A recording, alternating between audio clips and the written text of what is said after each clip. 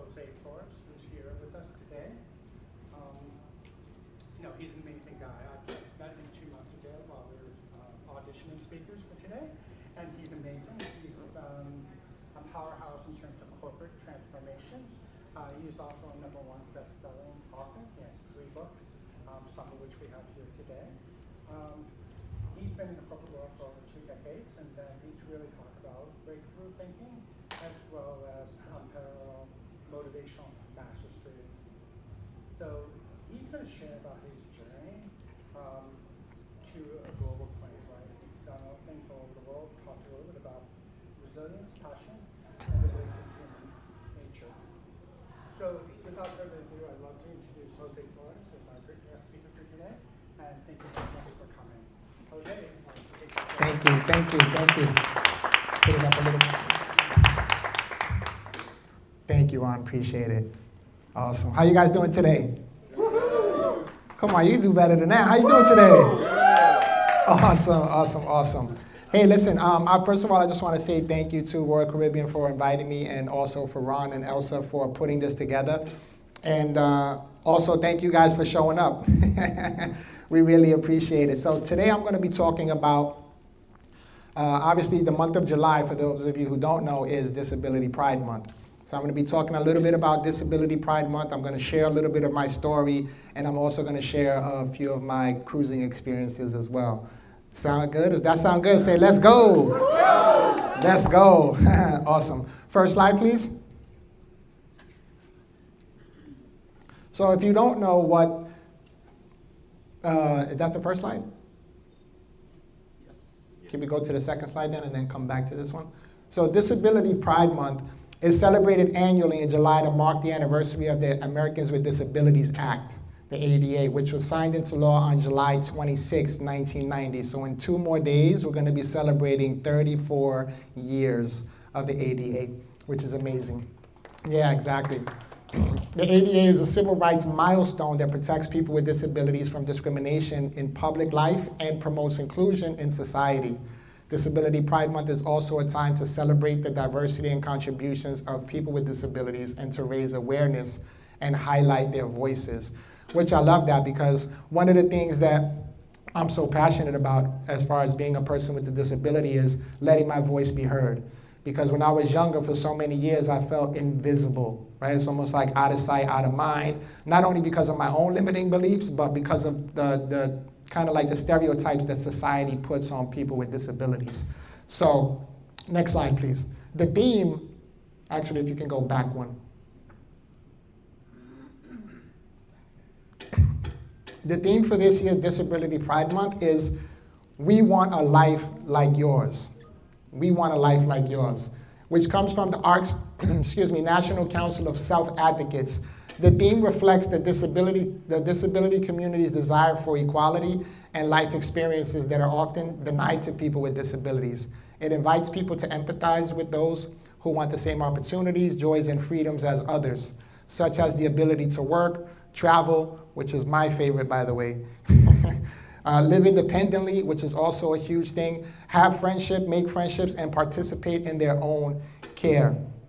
So when you look at the disability community, all of those last things I just mentioned, those are critical for us, because unfortunately we have to depend on other people for so many things sometimes. And so being able to be independent is huge. We'll just go to the next slide now, please. So the goal of Disability Pride is to promote inclusion, awareness, and visibility of people with disabilities, and to change perceptions and end stigma, which again, this is what I live for. This is what I advocate for. Every day I wake up, this is what I'm trying to attack all the time. Just to let you know, the slides can be seen on WebEx, so thank you for sharing the information. No, you're welcome. My pleasure. So this is what the goal of Disability Pride Month is. Obviously, we celebrate Disability Pride all year long, every day of our lives for the rest of our lives. But July has been the designated month. It seems like every month is something to celebrate right nowadays. Next slide, please. And then I found this quote and I loved it. It says, "We are proud because of who we are, and that pride doesn't depend on meeting anyone's benchmarks. for how successful or normal we might appear. And so you can go to the next slide and we can keep that one up for the rest of the talk. So the reason I love that quote is because when I was younger for so many years, I just wanted to quote unquote be normal, right? Until I became an adult and I was like, man, being normal is boring. I don't want to be like everyone else, right? Because being normal means like being like everyone else. So I wanted to be unique and but I didn't understand what my uniqueness was. So I was born with a neuromuscular condition called spinal muscular atrophy. It's part of the muscular dystrophy family. So basically what that does is the older I get, the weaker my muscles get. So the doctors had said that by the age of 15, I would end up in a wheelchair, and they weren't even expecting me to live past my teenage years. But I have good news for you, because this year I celebrated my 47th birthday. That's right. And I know I don't look it. Those are the good genes I was blessed with. But yeah, 47 years old. And so what I like to do real quick, I always like to do this little quick exercise with everyone. So if you can stand to your feet real quick, if you can, I would like to ask you to stand to your feet real quickly. Awesome. And then I'll go ahead and sit down real quick. And I want you to imagine just for a moment that you can never get up again. Just let that sink in. Imagine that you just stood up, sat down, didn't even think twice about it. You just did it. Your brain was functioning on autopilot. I just imagine you can never do that again. And that's exactly what happened to me when I was 22 years old. So I had just moved from the Bronx, New York to Florida, if you can't tell by my accent. I just moved from the Bronx, New York to Florida, and I'm 22 years old, so I'm on fire. I'm excited. I'm like, man, new state, new opportunities. I want to take advantage of everything I possibly can. And then literally, I moved here in January of 2000. In March of 2000, I lost my ability to walk from one day to the next. I'm 6 foot tall, so I was at my mom's house. I was still able to walk. I didn't end up in a wheelchair until I was 22, like I mentioned. So I can still feel everything. I can still move my legs. They're just atrophied, which is what the condition does. And so I was walking from at that time I used to use a little motorized scooter, like the kind of three-wheel ones you see at Walmart, but mine was souped up. And so I used to get around with that. So I was getting up from there to take a couple of steps to the sofa, and my right leg gave out, and I fell down and broke all the toes in my right foot. Because I fell straight down, all my weight on my right toe. So you know what they say, if you don't use it, you lose it. There you go. I know you guys are paying attention. So after that, it took about 3 to 4 months before my toes healed up. So once they healed up, my dad tried to lift me back up so I can see if I can stand up again, and my leg just kept buckling out from under me. I couldn't stand up anymore. And so the reality of this horrible condition kicked in like full force to me, because I'm like, man, what am I gonna do now? I'm 22. I'm thinking to myself, my life is over. I'm gonna have to stay with my parents. They're gonna be my caregivers, and I'm just gonna live this horrible life at the home, not being able to function in society because of this condition that I was born with. So I was angry, I was upset, I was mad at God. I was like, God, you gotta do me over. Like, this isn't the way it's supposed to be. Like, I felt like I was born like, since I was born like this, I was like blaming God, I was blaming my mom because she gave birth to me like this, and there were so many things I was angry about. And so I lived with anger for a couple years and mild depression, right? Because, you go from being dependent to now, independent to being dependent now for every little thing. Is so frustrating. Like, I have to can you get this for me? Can you do that for me? Can you move my foot? Can you pick my arm up? So as I got older, my body started getting weaker. So it started to become difficult, putting on my pants, tying my shoes, lifting my arms up to pull my shirt on. So I can still move, like I mentioned, but if you lift my arm up in the air and let it go, it's just gonna drop. So anything that goes against gravity started to become a real challenge for me. And so at that time, I was still able to lift my arms up above my head, but now today I can't. But the good news is that that's why I'm so grateful for scientists and researchers that look into cures and treatments for different conditions that are out there, because in 2020, during COVID, the FDA approved the treatment specifically for my condition. And so it's not a cure, but what it does is, the reason what causes what I have is the lack of one of the genes that produces the protein that our bodies need. So there's two main genes. One gene produces about 90%, then we have a backup gene that produces about 10%. And so I don't have that main gene. I have 3 copies of the backup gene, but it's only producing 10%, not enough to sustain the strength that I need to be a strong, functioning human. And so that's why I was able to walk until 22, and I still have some movement. But what this treatment does is it forces that backup copy to produce more protein, which again isn't a cure yet, but it stops the disease from progressing. So I won't get any worse than what I am now, which is a huge win, because there's certain people that have what I have that weren't fortunate enough to be alive until the treatment was available and have already left us, right? And so I'm super grateful to be alive. So that's why when I say, like, I am on fire every morning and motivated, I wake up, I don't need an alarm clock, I don't need nobody to inspire me or motivate me. The fact that I'm alive and I'm able to hold my neck up and breathe on my own and do all of the things that I do is a miracle. And so I wake up on fire every single day. And my wife is always like, man, babe, I don't know how to keep up with you. Like, you always, plus I have the New York tick in me. Like, I always got to do something, right? I'm always busy. Like I have ants in my pants, right? And so, but I had dreams coming up. I had dreams, right? By show of hands, how many of you had dreams, big dreams in life, right? You have big dreams, right? How many of you are actually in the process of chasing your dreams? By a show of hands, right? By a show of hands, how many of you are living your dreams? You see how, like, I ask those progressive questions, but as I'm progressing, the hands are going down. And that's okay, right? Because we're all at different levels. But what I want to encourage you is that don't ever stop chasing your dream. Because if I would have given up on myself, I wouldn't be here today. And so I had big dreams too. I had the big dream of becoming successful. I have a 20-year corporate America background. And I wanted the big house and the cars and be able to take trips and, you know, all the things that we all look forward to having in life, right? The nice things. And so, but you want to know what my main dream was? My main dream was wondering if a woman was ever going to love me like this, because I felt like damaged goods. I was always dreaming about having children or owning a home or driving a car or working a job, right? Those are my dreams.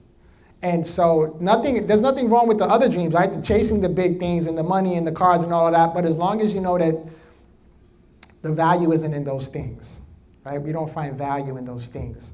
And so through the grace of God, he's blessed me with a beautiful wife this year. Actually, this month, we got married on 7/7/7. We just celebrated 17 years of marriage this year. Yeah, thank you. That's good. She always typically travels with me, but she had a prior engagement that she couldn't get out of today. So in replace of her, I got one of my best buddies in the back, Scott. So let's give it up to Scott for helping me out. But wait, there's more. I got to use the little infomercial voice, right? But not only did he bless me with a beautiful wife, and I should have put some pictures on the slides knowing that she wasn't coming here. Note to self, right?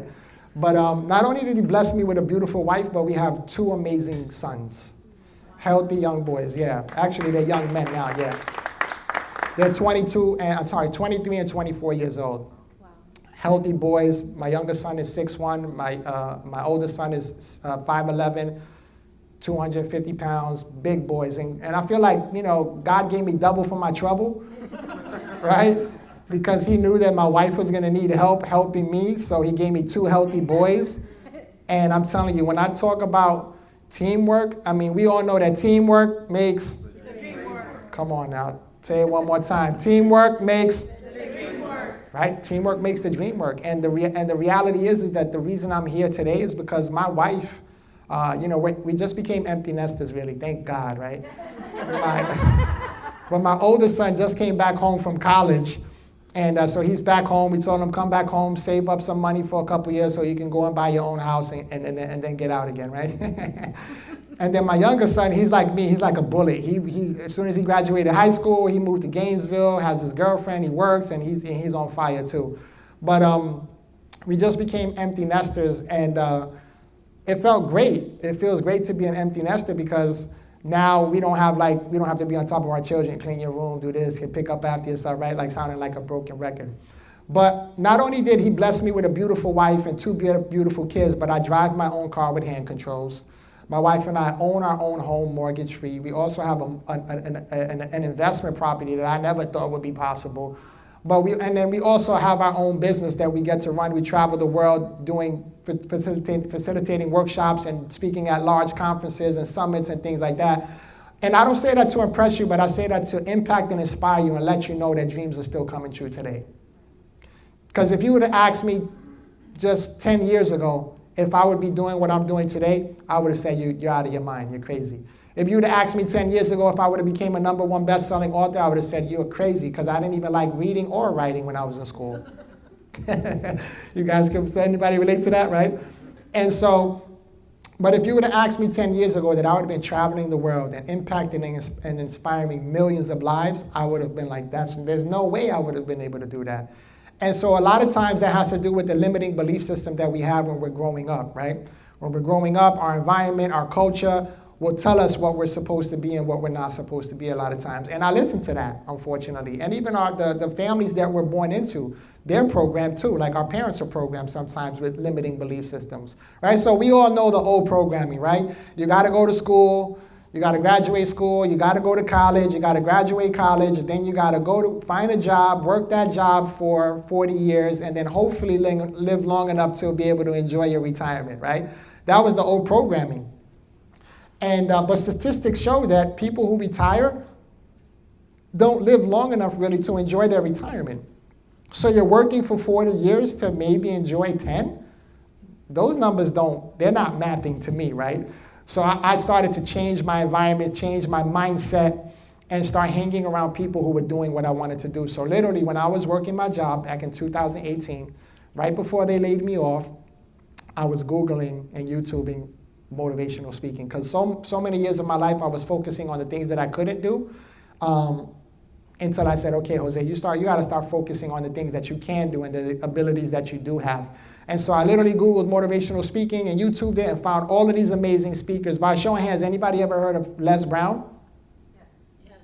Les Brown. He's one of the world's leading motivational speakers. If you haven't heard of him, you definitely want to YouTube him. Anyhow, he's one of the speakers that I connected with, and I was like, oh man, I really like this guy's story. I like his personality, his humor, how he controls the stage and the audience. And so I just started watching and consuming everything I could about the man. And one day he came to Fort Lauderdale for an event, and I wound up going to see him.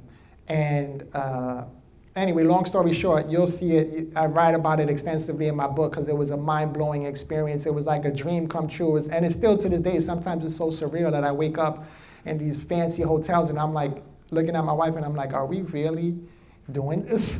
And she's like, yeah, right? And so it's just amazing how sometimes life happens. What I looked at many years ago as being a pain in my side wound up becoming my purpose and my passion in life.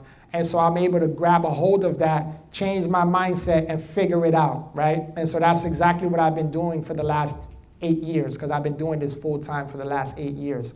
Even through the pandemic, being able to convert all of my live in-person talks into digital format. And so it's just basically just keeping up with the times, right? Just kind of trying to keep up with everything that's going on in life. And so when you get to know me, by the way, shameless plug, if you have your cell phones by the end, follow me on social media at Jose Inspires.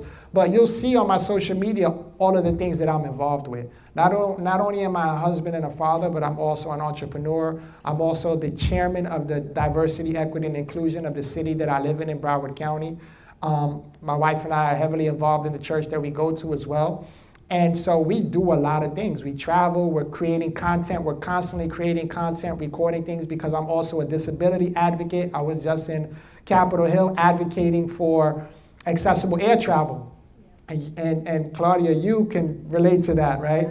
So accessible air travel. So I just came back from a conference last month in Austin, Texas, and Delta was one of the sponsors, and they had their prototype. Have any of you seen that new prototype that they have so that wheelchair users can stay in their wheelchair on the planes? Have you seen it? Yes. You haven't seen it? Oh, yeah, that they removed the seat. They removed one of the seats? Yeah, it's a game changer, right? Because are you able to walk a little bit or no? No? So we have to get lifted out of our wheelchair into what's called an aisle chair, which is a skinny little wheelchair that fits in between that little skinny aisle on the plane, right? Then when we get to our seat, they have to lift us up and put us into our plane seat, which a lot of times they're not trained. You can get injured. Sometimes they can drop you. I've gotten injured. I haven't gotten dropped, thank God, but I've gotten injured before. And so it's just like this process that we shouldn't have to go through, right? Airlines is the only means of transportation where a wheelchair user cannot stay in their wheelchair. You can take a car, you can take a bus, you can take a boat, you can take a cruise, right? You can take a train, but you can't take an airplane. And it blows my mind that we can send people to outer space, but we can't even create something for wheelchair users here on Earth. It just blows my mind. But you know what it is? It's the lack of awareness. It's the lack of awareness. It's the lack of our voices being heard. And it's the lack of impact being made. Because before social media, where people could record these transfers and show how these people are injuring us and dropping us and doing all of these things, it wasn't on the forefront because it was like you couldn't get out to the masses and you couldn't show the world what was happening. But now with social media, I just flew back this past weekend. I had a speaking engagement in Boston, and when I flew back, JetBlue damaged my wheelchair. And so I didn't have to post it this time because I fly JetBlue a lot, and this isn't the first time JetBlue has damaged my wheelchair, but now I can just make a phone call and they make it happen. But the first time it happened, I put it on social media, and before I got to my house, I had already gotten a phone call from a representative like, oh my gosh, we're so sorry, how can we make it better? Right? Because of the power of social media. So you start doing that more than one time with a collective amount of people that are experiencing this and recording this, and people want to move a little faster than they used to 20 years ago, right? And so that's why I'm so passionate about Disability Pride Month, because we get to highlight not only the disability community, but we get to let our voices be heard, we get to raise awareness, and we get to give another level of understanding to many of you able-bodied people that don't have, maybe not have a disability. And so now not only do you have a higher level of awareness towards people with disabilities and the different disabilities that we may have, but you also have a deeper understanding of how the disabilities are, right? Because I know for me, being stereotypical, people automatically see me in a wheelchair, and they think that I'm not working, they think that I'm on disability, they think that my wife is my mother, they think that my kids are my brothers, and the list can go on and on of the stereotypes, right? And so that's why I'm so passionate about breaking these boundaries and overcoming these boundaries and breaking these stereotypes, because I'm passionate about raising awareness and showing people, and I joke around like this a lot, but I'm always telling people, like, don't let the guy in the wheelchair beat you, because it's not a good look, right?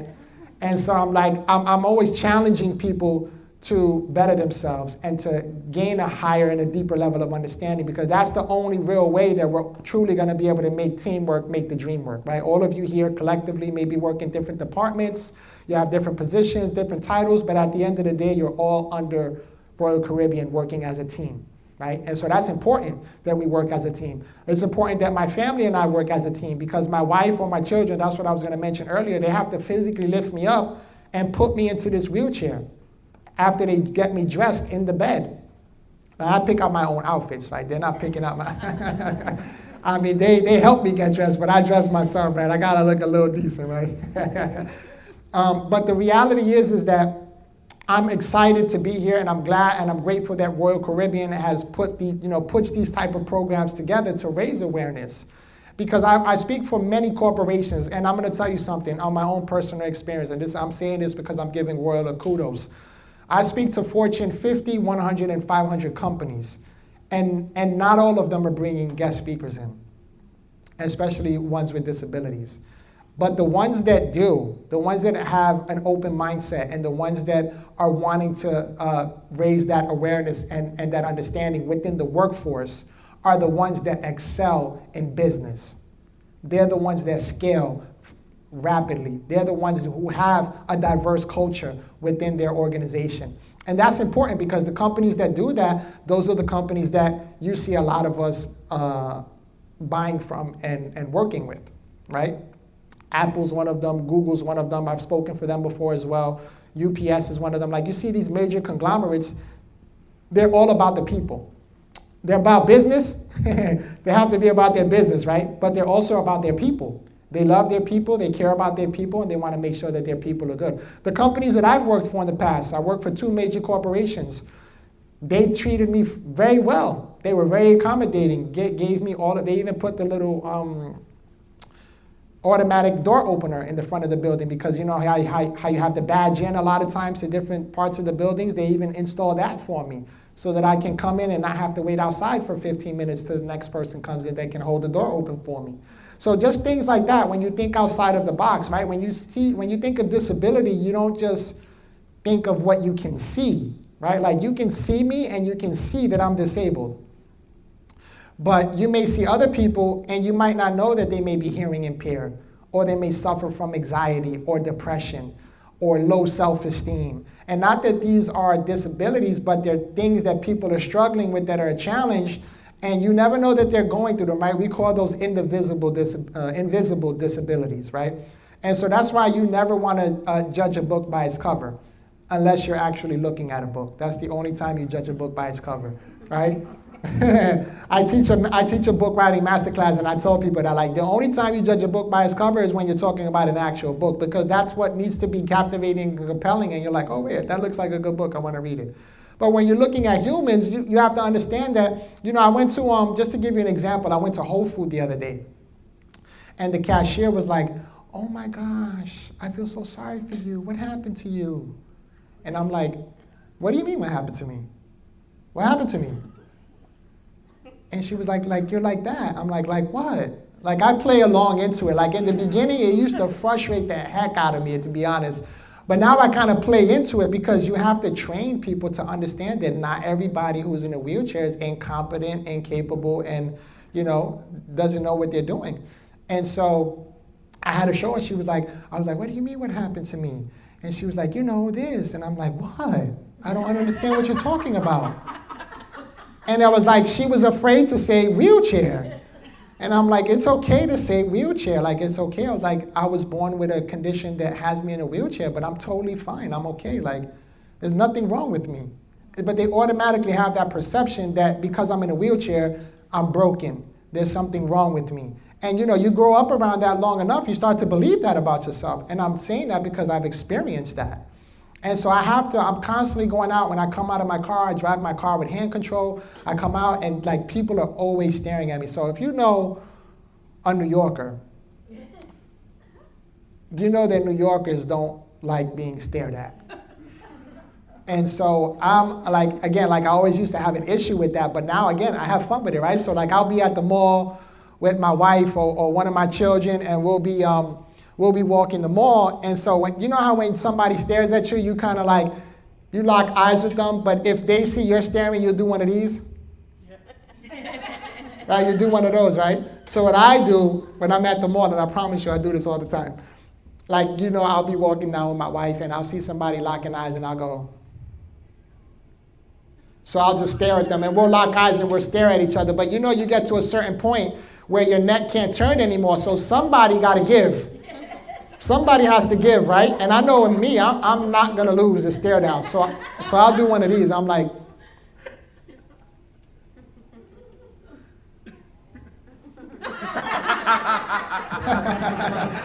And so I always have the upper hand because I don't have to turn my neck. I just bust a little U-turn and start going backwards. And then they always wind up either laughing with me or they'll get embarrassed and they're like. And then they start walking fast, like to get up out of there, right? So I've learned in life that, you know, life is short. We have to have fun with it, right? We have to have fun with it. We have to, you know, I always like to say this, you know, my favorite book says that we have to be content in all things. And there's a difference between being content and contending, right? There's a difference between, like, I'm okay being like this. Like, I'm content being like this. But that doesn't mean I have to stop contending. And contending means fighting, moving forward, keep on keeping on, keep going. And so even though I'm content with being like this, because, right, what's the opposite of being content? Discontent, right? Miserable, bitter. So I choose contentment. It's a choice. We can choose how we want to live our lives. And so instead of choosing to be discontent or bitter or miserable, I choose contentment. So even though I'm content like this, doesn't mean that I'm not fighting every single day that I wake up to become a better version of myself. to become a better version of myself for my wife, for my children, for my community, for all of you guys, right? For my social media following. I'm always trying to become a better version of myself. Those are the pillars of my business. I want to help people learn more, do more, and become more. Learn more, do more, and become more. And in that order, because the more you learn, then the more you're capable of doing. And then the more that you're capable of doing, the more you're becoming.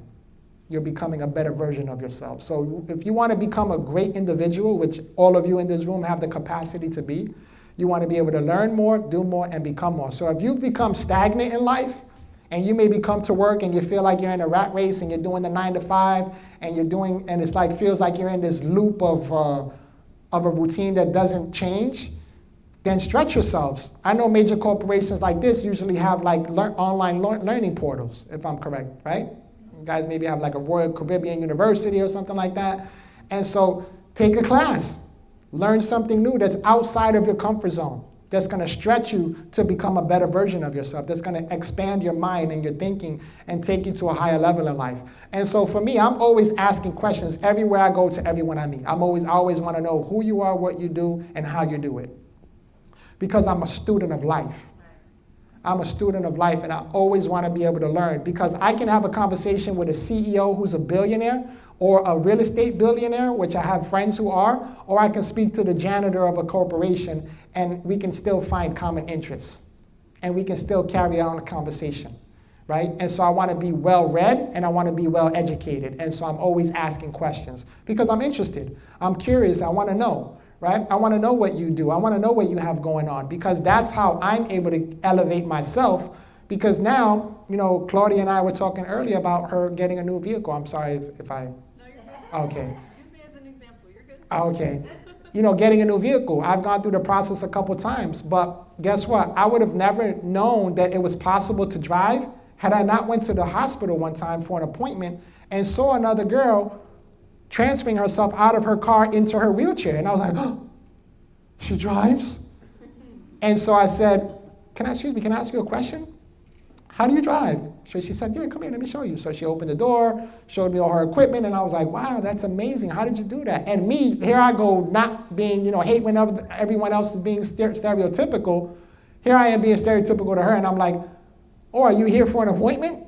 Because I'm at the doctor. I mean, it was like a legit stereotype. Right, because 2 people in the wheelchairs were at the hospital, but she actually worked there. And I was like, I'm so sorry. This is what I'm always talking about not to do, and here I am doing it. So that goes to show you I'm a human being, right? But she showed me all of these things, and it was incredible, because that opened up my mind to be able to drive my own vehicle now. So I went through the process and the steps that she told me about, and here I am. Now I'm able to drive a vehicle. But guess how many opportunities we miss by not asking the question? Or by not being open enough to approach somebody. That's why I always want to be approachable. I always put that out there. Like, how certain people you're like afraid to approach because they kind of give out those don't approach me vibes? We all know those type of people, right? And so sometimes we're afraid, but you have to overcome that. Because I used to be afraid too, but now I'm at 47 years old, this is one thing I've learned. That I don't care what people think about me, I don't care what people say about me, and I don't care if people look at me. Because I'm secure in who I am, I'm secure with what I know, and I'm secure in how I live. Exactly, thank you. You can clap it up for that if you want to. And so one of my mentors says that you should never let somebody's opinion of you become your reality. Never let someone's opinion of you become your reality. And so once I grasped that concept, I was like, oh man, game is over. This thing called life is never gonna hold me back. And so I challenge everyone, I question everyone, I question everything, and I come up with my own conclusions after doing my own homework. Because we live in a society where there's so many, what do they call it now, where they shadow ban you? It's called, not cancel, yeah, that too, the cancel culture, but like when you go on and you post something and they're like wrong information. I'll report you the blog like fact checking, right? Like false information type of thing on social media. So you have to do your own homework nowadays to find out what's true and what's not true. And so when people look into me, when people, research me, they're gonna always, like, I'm an open book. What you see is what you get. I don't have to hide anything. I hid for so many years because of my condition, because I was in fear of what people would say about me, what they would think about me, how they would treat me, how they would react to me. And once I got to a new level of consciousness, to understanding that it's okay to be different, it's okay to be unique, it's okay to be your own individual person, I was like, nobody's gonna ever hold me back again.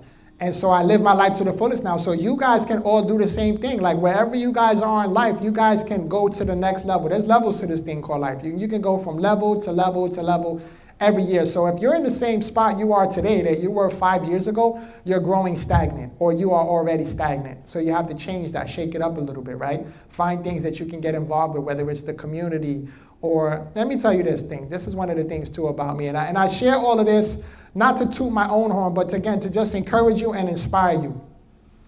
I said I was gonna become a motivational speaker, and I did. I said I wanted to become one of the top, and I'm climbing the ladder.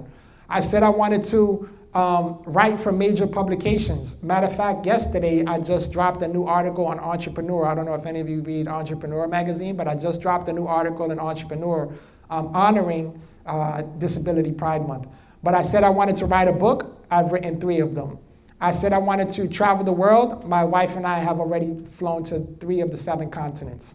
And so it's a work, right? It's a process. So we have to be able to get up every morning with a plan and goals and execute. And so that's why when I say don't let the guy in the wheelchair beat you, I mean that, because I'm out here chasing my goals and executing and accomplishing my goals. And if you aren't, then I'm gonna be riding right past you and saying, hasta la vista, baby, right? But what I want to encourage you with is that when you are at home in your communities, at work, and you're experiencing people with different disabilities, it's okay to approach them. It's okay to approach them and ask them the question. But there's a proper way to do it, right? So like the lady at Whole Foods is not the proper way to do it, right? Like, oh, what's wrong with you? Or, like if something is, like if you have an issue. But if you go up to somebody and say, hey, do you mind if I ask you a question about, your condition? And then let them say yes or no. Because in the beginning, I used to be like, no, I do mind. I don't want you asking me any questions about what I got going on with my life. But it was because I was angry, right? And I was like reserved. I didn't want to let it. And then from going to be able to walk, I used to try to hide that I had a disability as well on top of that. And so when I tell you I was in hiding for many years, I was. But it's okay to approach people and ask them questions about what they have going on. And if they're open to it, then that's great. If they're not, then that's okay too. Just say, okay, I'm sorry, I apologize. I don't mean to offend you or make you feel any certain type of way, and just walk away. Like, I'm such a huge proponent of having the conversation. Like, even within the workplace, like I did a presentation for a company recently, and the title was called Having Those Courageous Conversations, right? So how do you have those courageous conversations? And it's just by having a conversation and opening your mouth and communicating. But doing it with the like in a graceful way, right? In a graceful way, non-judgmental way, and just asking the questions and getting to know one another. Because you'd be surprised, those people that you may feel afraid of approaching, those type of people sometimes can wind up turning around and becoming your best friends. Like, I've built relationships all over the world with people who are literally like my best friends. I'm going to share some cruise experience with you now. I took a cruise, and right, we all know that not every destination or port of call has accessible excursions, right? We all know that they don't have accessible excursions.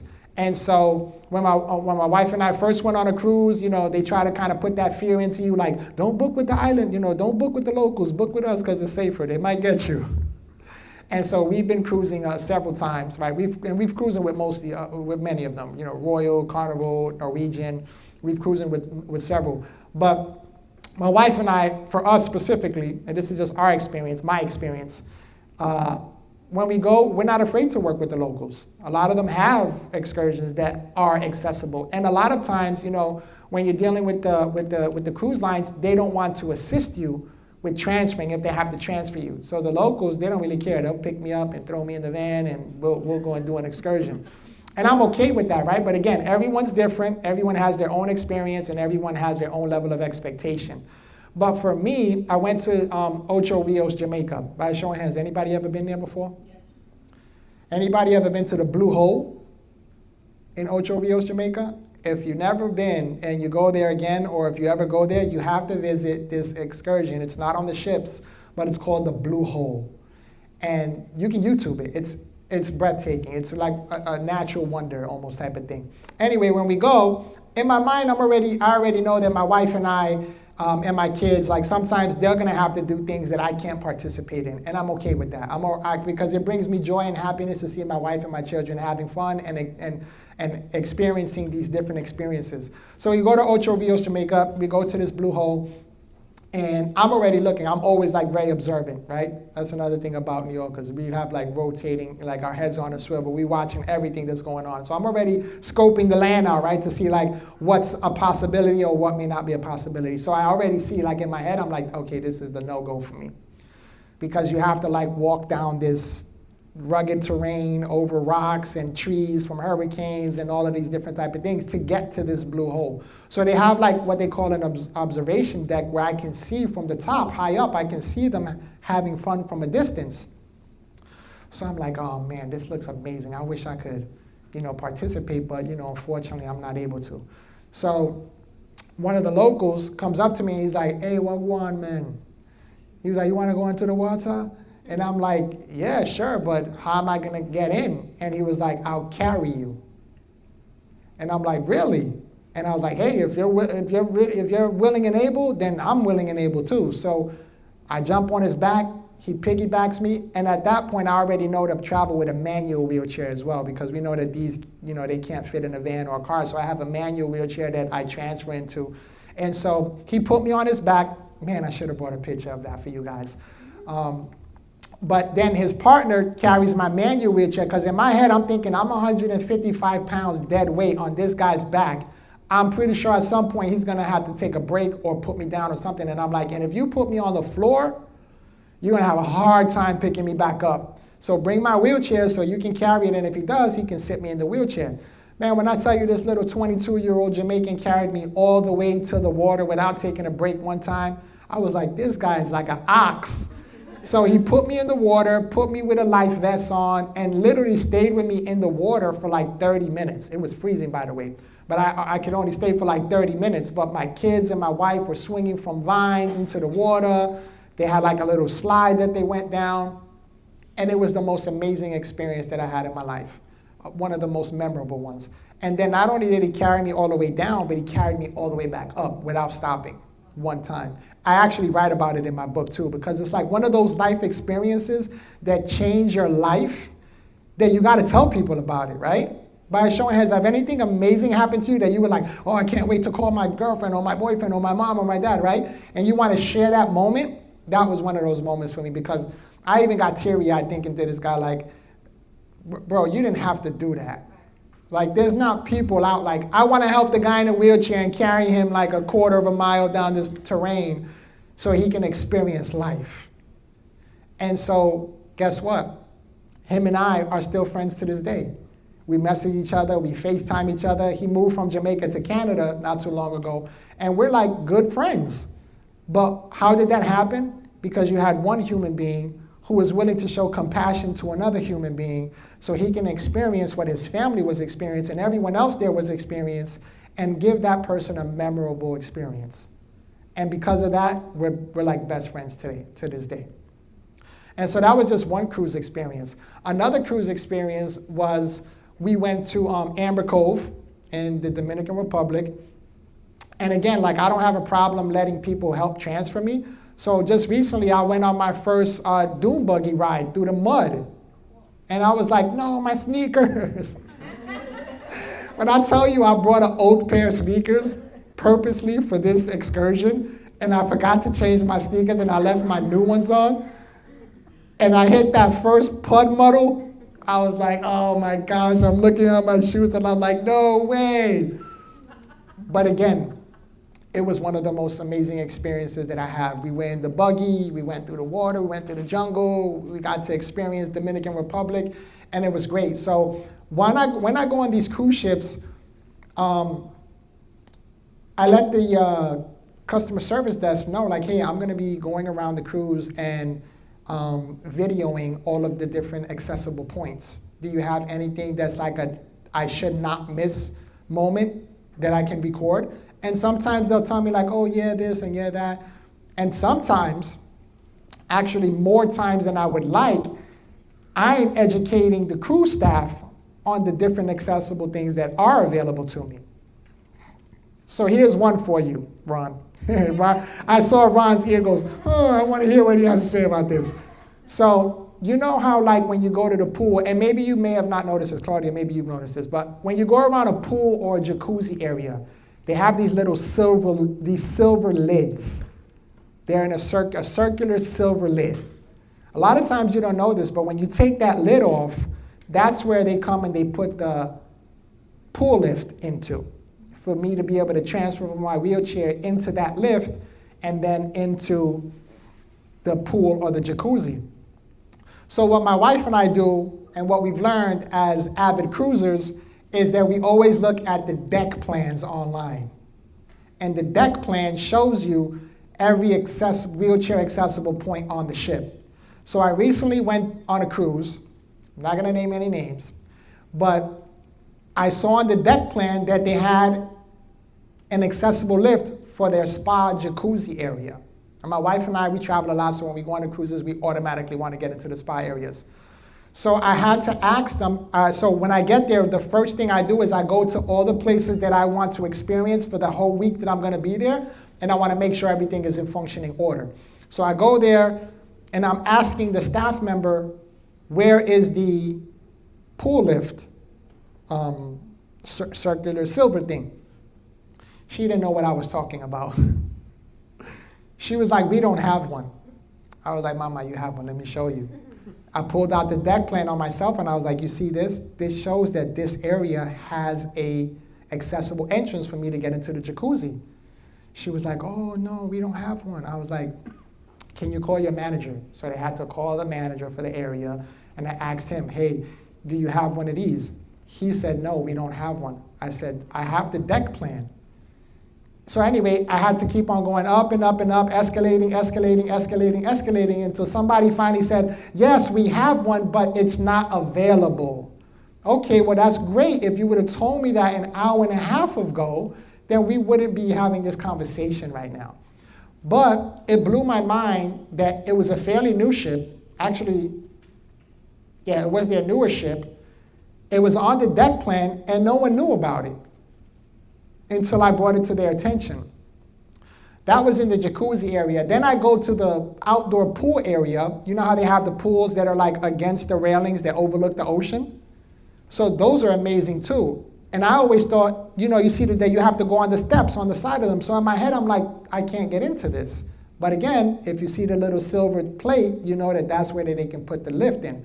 So they put the lift in, and then those glasses that they have, you know, they have the glass, those glasses open up, which I didn't know either. So they swing open. So I get to the jacuzzi, I get in the lift, the guy's putting me up and everything. The measurements were off. So, you know, when you get in the lift, they hit the button, you elevate, they hit the switch, and you're like turning like this into the jacuzzi or the water, and then they drop you into the pool, the jacuzzi. So for me, when I got up, I'm all the way up in the air, excited, ready to get in. When I go in, my feet are banging the corner of the window. So I can't get in because the measurement was off. So I had to bring that to the attention of the staff as well. And I'm like, these measurements are off. I don't know if the window is off or the pool lift dimensions, because there's different dimensions of the pool lift, so I don't know if this is off. Anyway, long story short, I wound up having to take the foot plate off of the lift, and my wife had to hold my feet kind of like behind me, and then I was able to swing in. And I'm okay with doing that. If I can still experience the experience, I'm okay with figuring out an adjustment for the time being. But at the end of the day, this should be corrected and fixed. And so that's my whole thing. So everywhere I go, I'm always videoing, whether I'm flying and traveling to a destination or I'm taking a cruise. I'm always videoing everything because I want to be a point of help.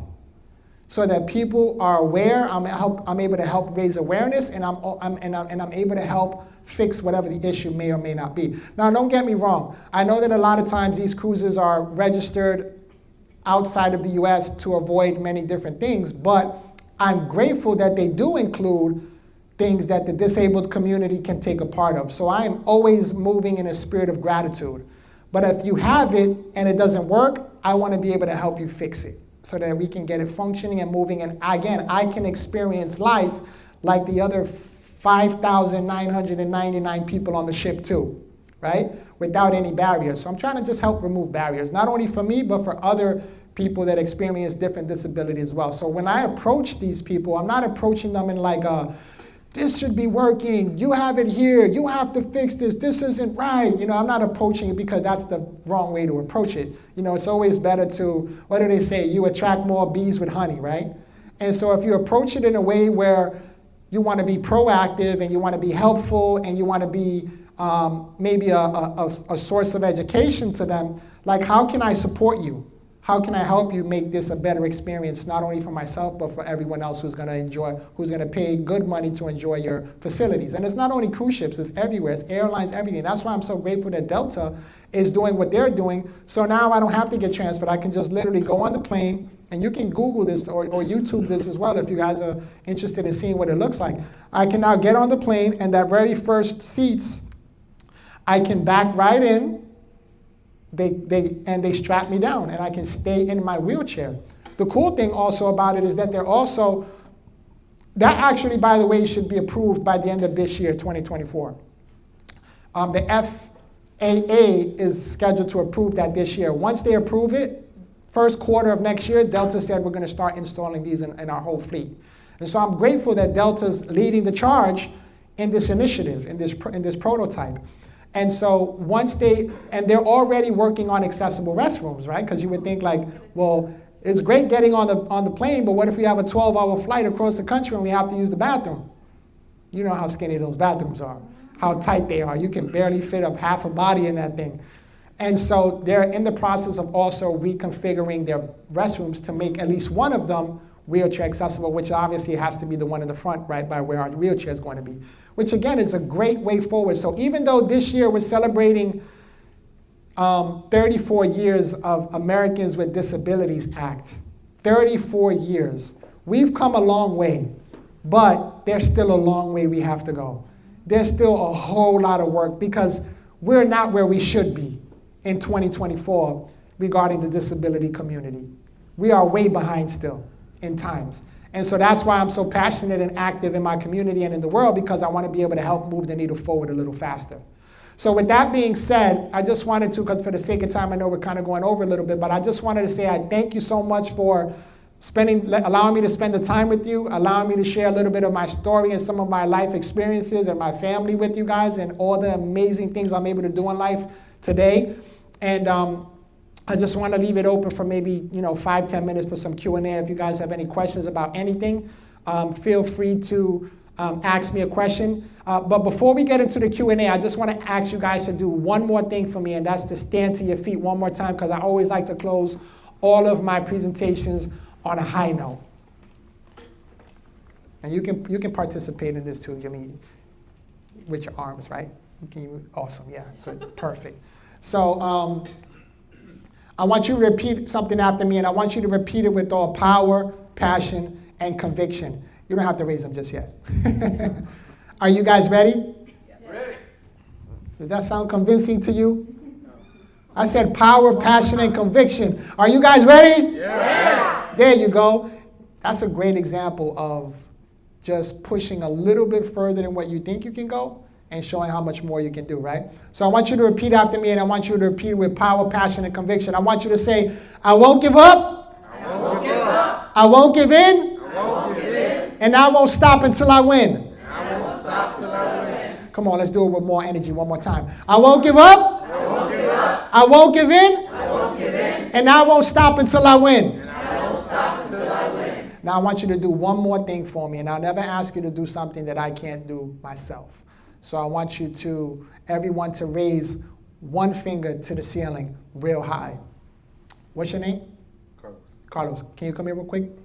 I'm going to use you as my assistant. Stand right here to my left. Raise your left arm to the ceiling. And grab my wrist and help me raise it too. This is an illustration of what teamwork makes the dream work looks like. Sometimes when you think that you can't do something, that just means that you have to ask your neighbor or somebody next to you to help you do it, to help you figure it out, to get the job done, to get whatever it is that you're trying to do, get it accomplished. And so I want you to repeat after me one more time with power, passion, conviction, and I want you to say, I'm going all the way up. I'm going all the way up. I'm going all the way up. I'm going all the way up. I'm going all the way up. I'm going all the way up. Man, give yourselves a round of applause.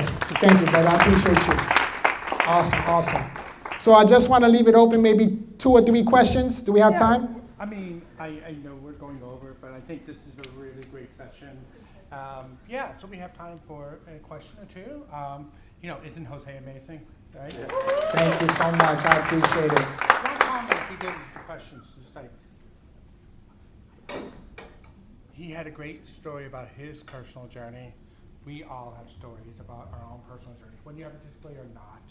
That's But I right. think the last point he also made, you don't have to do it alone. That's The journey right. can be with others, right? Mhm. And sometimes it takes a community Mhm. to help you Mhm. and to go up.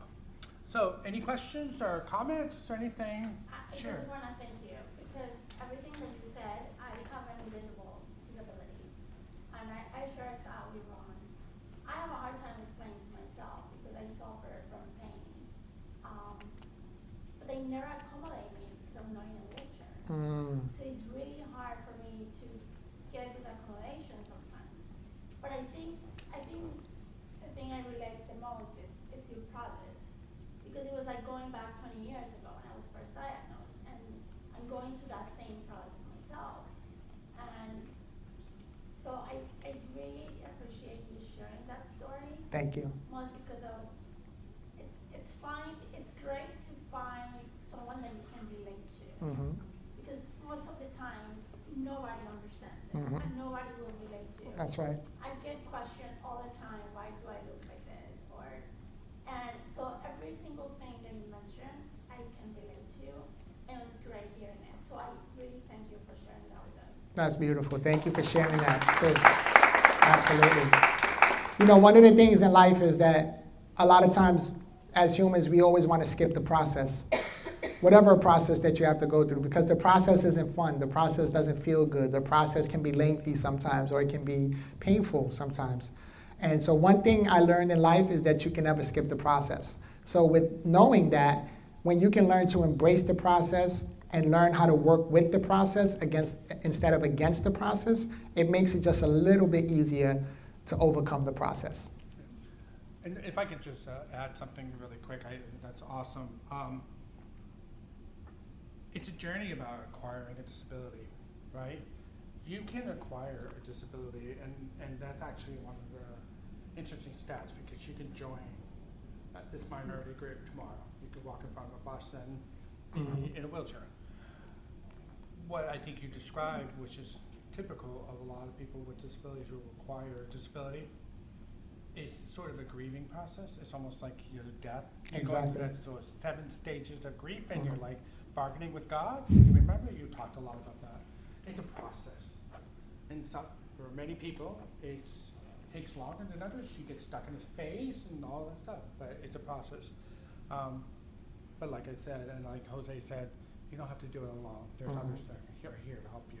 Any other questions or comments? Yes. I wanted to mention something. First of all, you are amazing. Thank you. I've been almost in tears listening to you.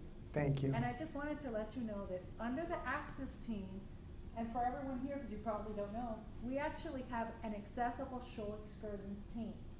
I'm one of the members on the team, and we're able to offer our guests, whether they're part-timers, full-timers, or other type of disabilities, creating amazing accessible shore excursions for them, whether, I got chills, I have so much passion for it, whether we're creating private tours or a lot of the tours that we already offer, just working with our tour operators so we can offer them to all our guests, because everyone has a right to go on board and enjoy 100% like everyone. That's right. So Thank you. so much. No, thank you for doing what you do. I appreciate that. Absolutely. Ileana's on our access team, and so yeah, when you made that comment, I'm like, I still wanted to leap up and correct. I'm like, we do have accessible shore excursions, We but do. we know it's a work in progress. Not every port has accessible Right. excursions. We have some limitations, so there are some challenges. Yeah. I think the really great thing about what Jose has been describing really about is thinking about accessibility translates in different things, right? So a lot of people in the US tend to think about independent access to things, right? I can do it myself, I need to do it this way. But what he's describing is that I'll carry you on my back. That's how made this tour is accessible, right? Or when we go out to the hotels in Europe and they have a 3-inch lift to get in the room, they said that's acceptable, we'll carry you over, okay? And that's okay and acceptable there. So I think that there's many different ways to do things, many different ways to get creative. One last question or comment, because I know that we can talk about all this all day. Any other final questions or comments? Okay. So, I got a comment. Sure. Sorry, I couldn't keep my mouth shut. I just want to appreciate you, Jose. That was incredible. Thank It's you. been a pleasure and just an honor meeting you. And I want to appreciate everybody that's here right now. That's and what right. I'd like to ask is that you take what you heard here and carry it to your departments. Like carry, the message about, what he said about not giving up, not giving in, and right, continuing, but also about the importance of accessibility and just paying attention when you see a problem, just let us know so that we can go into action in correcting it. We're not going to go out there and you're going to go out there and you're going to see things, but when you see it, just let us know and we'll take that forward and kick it up to Ron and we'll move it forward. But everywhere you look, just keep an eye. Like, is there a way for everybody to access this experience, this information, this ship, this restroom, whatever it happens to be? If you can take what you learned here and just take it back and push, that would be huge. thank you so much, Rob, and thank you for that reminder, because when we have events like this and what today is all about, disability pride and celebration of 8th anniversary, it's really about a couple of things. One is learning and listening and learning and getting information. That's important because that's the only way we can make change. The second thing is I always like to end these events by sharing, saying, take one thing you learned today and take action, right? Do something with it. It could be as simple as read a book, which we are going to talk about in a second, or do something else. But you can take action, and that's what we want the outcome of today. Learn what you've heard today, and then put it into action some way, shape, or form. So we want to inspire you to do that. So we do have Jose's books to raffle off. Let me grab that. So we have 3 books to raffle off today. And how are we doing this? We're going to be giving out raffle tickets. Yes, in the interest of time, we went ahead and picked them out in advance. So if your ticket ends in 206, you are a winner. Woohoo! If your ticket is 201, you are a winner. Yay! And if your ticket ends in 199, you are also a winner. Woohoo! Awesome. Now, Jose has volunteered. If you want to stay, he will personalize the book. It is already autographed, but if you want your name in there, he's happy to do that for just a couple minutes afterward. But thank you so much. I did also bring some books for sale as well at the back. If you didn't win one and you want to purchase one, I do have a few that I brought with me also. I also just want to say, on the bottom of my heart, for those of you that don't know me, I work for Ron Pettit and this wonderful team. I've been blessed. My name is Elsa. I do employee experience for individuals with disabilities that we've hired, not a parent or a parent, and for those that we hope to hire to continue our inclusivity. So whatever we can do to help and support, I got big ears, big shoulders, and a lot of confidentiality. So please feel free to self-ID if you need anything. That's what we're here for. If we say in our departments, one person at a time. So each of us can make a difference for one person at a time, we're doing great. So please, we're here for you. Just remember that. Thank you. Thank you so much. Awesome. two last things. We do have a disability flag raising at 3 o'clock. Yes. If you'd love to join us at the Carmichael Plaza and from 1050 Building Green, we do have some extra cookies in the back if you'd like to partake in the sugar rush. Thank you.